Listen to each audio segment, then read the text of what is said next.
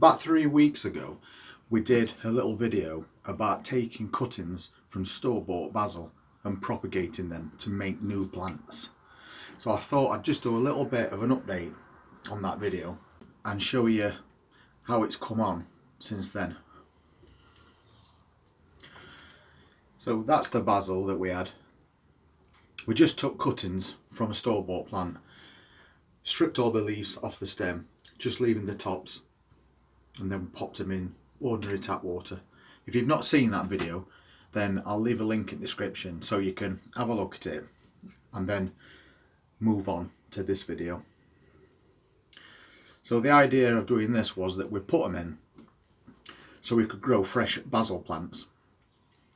So we needed to put these in water, leave them for a few weeks, 2 to 3 weeks normally, until they start growing their own root system. So if we take one out, as you can see, it's got a really good root system.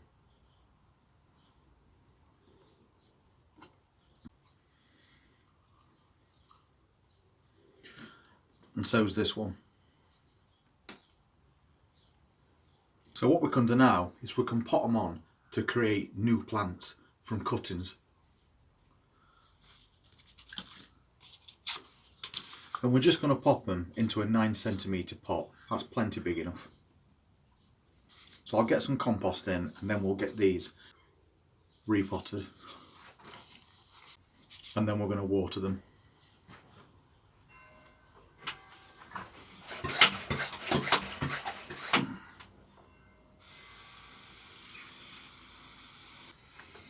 So having done that, we want to make an hole deep enough so that we can drop the plant in and cover all those roots. Also make it wide enough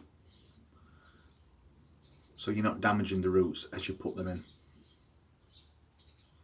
And then we're just going to take this plant and carefully pop it into that hole that we've just made and then fill around the bottom.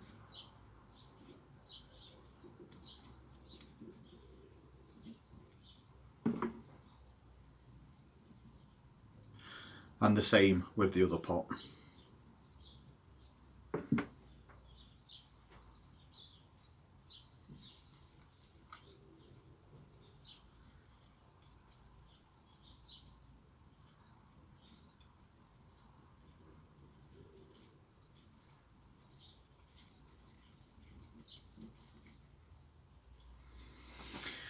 So now we've done that, these two cuttings from one store-bought plant are now their own individual plants.